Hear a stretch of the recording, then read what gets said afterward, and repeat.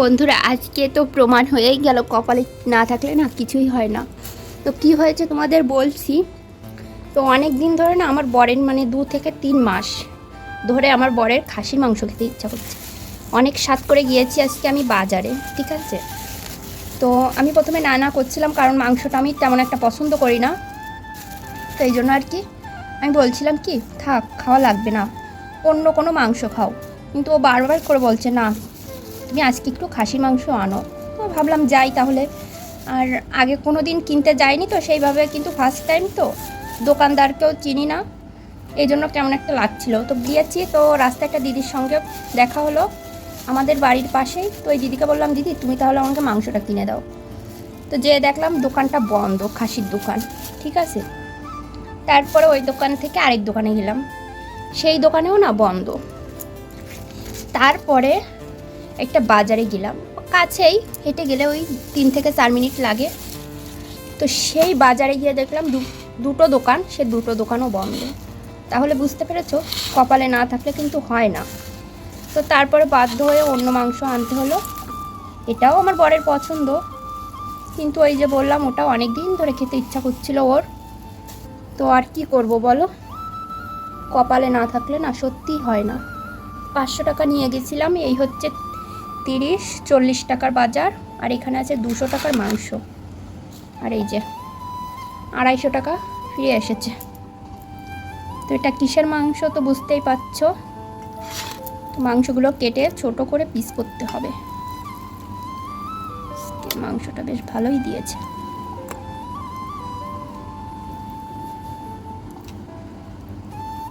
তো এই হচ্ছে আজকের অবস্থা। তো কি করব, তো ইচ্ছা আছে পরের মাসে যখন বর টাকা পাবে তখন আর কি মাংসটা কেনার চেষ্টা করব আর কি, খাসির মাংসটা। এখন এই মাংস দিয়ে কাজ চালাই, কি করব, না পেলে তো করার কিছুই নেই বলো। তারপরে এই যে মাংসটা একটু কেটে ছোট করতে হবে, পিসগুলো একটু বড় বড় ছিল। তো আমি দেখো বটি নিয়ে চলে এসেছি মাংসগুলো পিস পিস করে কাটতে। তো আর একটু এর ভিতরে না পশম থাকে, সেগুলো পরিষ্কার করে বাছবো, একটু ভালো করে ধুয়ে নেব। আর এই মাংসটা কিন্তু আমারও ভীষণ পছন্দ, আমার বরেরও খুবই পছন্দ। আর আমি আগে খেতাম না, বিয়ের আগে এই মাংসটা খেতাম না, কিন্তু এখন আমার যে এত ভালো লাগে, তো প্রচুর খাই এই মাংসটা। তো এই দেখো এখন মাংসটা ধুয়ে নিচ্ছি। আর ওই যতক্ষণ ওই রক্তের ওই লাল জলটা বেরোয় ততক্ষণ কিন্তু আমি মাংস ধুই।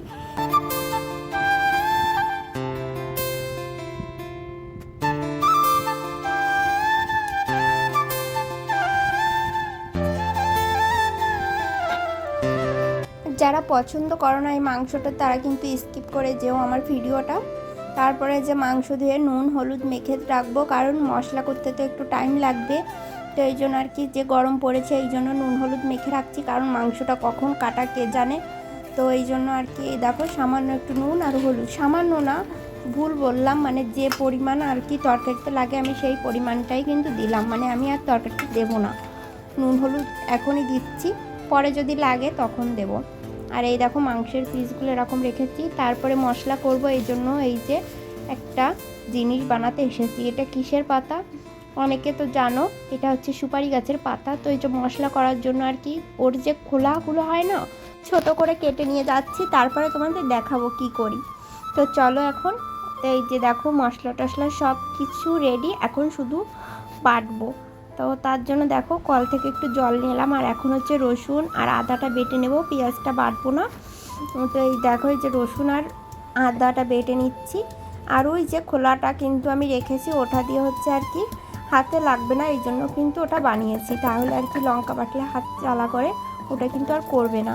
অনেক দিন ধরে বানাবো বলছিলাম, কিন্তু ওই যে পাতা ছিল না, সুপারি গাছের পাতা। তো আগের দিন একটা পাতা পেয়েছি রাস্তায়, আমাদের এই রাস্তায়, তো এই জন্য ওই পাতাটা কুড়িয়ে এনেছি। তো এই দেখো এটার কাজই হচ্ছে এটা, কারণ হচ্ছে এই যে মশলা আর হাতে লাগবে না, লঙ্কা টঙ্কা হাতও জ্বালা করবে না, এই জন্য বানানো। তো এবার এই যে ধনে জিরে আর হচ্ছে শুকনো লঙ্কা বেটে নেব। আর শুকনো লঙ্কার পরিমাণ কম রেখেছি, কারণ তোমরা যারা রেগুলার ভিডিও দেখো তারা জানো আমার বর লঙ্কা খেতে পারে না বেশি, এই জন্য কিন্তু লঙ্কার পরিমাণটাও কম দিয়েছি।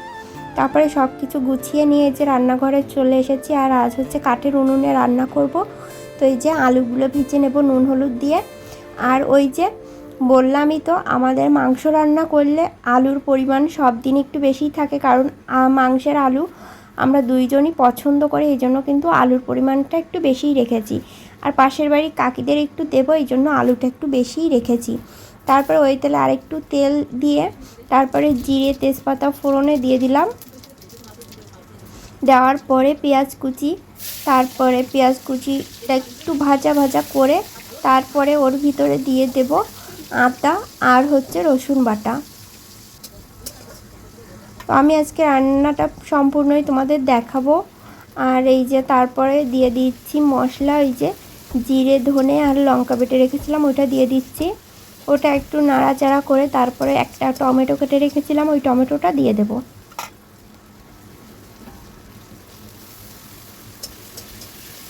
এখন মশলাটা ভালো করে আমাকে কষাতে হবে। আর সামান্য একটু হলুদ আর নুন দিয়ে দেবো, তাহলে কালারটা ভালো আসবে। এই জন্য দেখো নুন আর হলুদ দিয়ে দিচ্ছি আমি। আর উনুনটাও আজ কিন্তু ভীষণ সুন্দর জ্বলছিল আমার। আর উনুনটা ভালো জ্বললে না রান্নাটাও মানে আর কি ভালো হয়। তারপরে এই যে দিয়ে দিয়েছি রসুন আর হচ্ছে চুই ঝাল। তো চুই ঝাল কেটে রেখেছিলাম, ওই চুই ঝালটা দিয়ে একটু কষিয়ে তারপর তেল ছেড়ে দিলেই দিয়ে দিয়েছি মাংস। ওই যে নুন হলুদ মেখে রেখেছিলাম মাংসটাই দিয়ে দিচ্ছি। এখন ভালো করে ঢেকে ঢেকে কষাবো আমি, আর অনেকক্ষণ ধরেই কষাবো কিন্তু মাংসটা। এই যে এখন ঢেকে রাখবো কিছু সময়।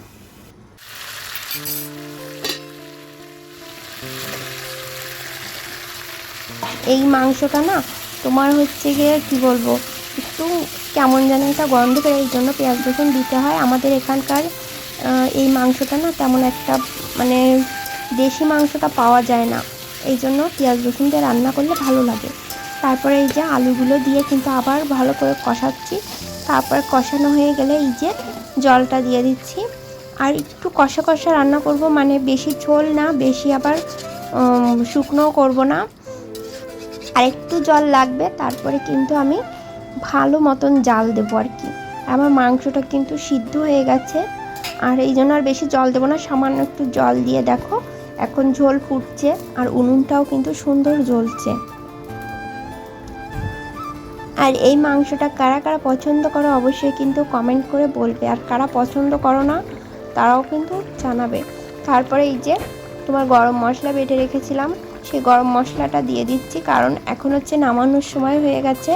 আর এই গরম মশলাটা দিয়ে কিন্তু আর জাল করব না, এখনই নামিয়ে দেব। আর মাংসটা খেতে কি বলবো দুর্দান্ত হয়েছিল। তারপরে এই যে মাংসটা এখন নামিয়ে নিচ্ছি গামলায়।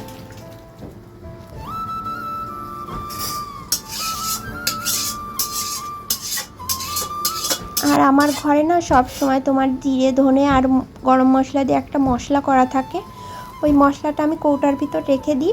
এই যে মাংস টাংস রান্না করার পরে তারপরে এই যে ছড়িয়ে দিই। তো আজও কিন্তু দিচ্ছি। আর আজকের ভিডিওটা আমি বেশি বড় করব না, এখানেই শেষ করে দিচ্ছি। মাংস রান্নাটা কেমন হয়েছে অবশ্যই কিন্তু কমেন্ট করে বলবে তোমরা।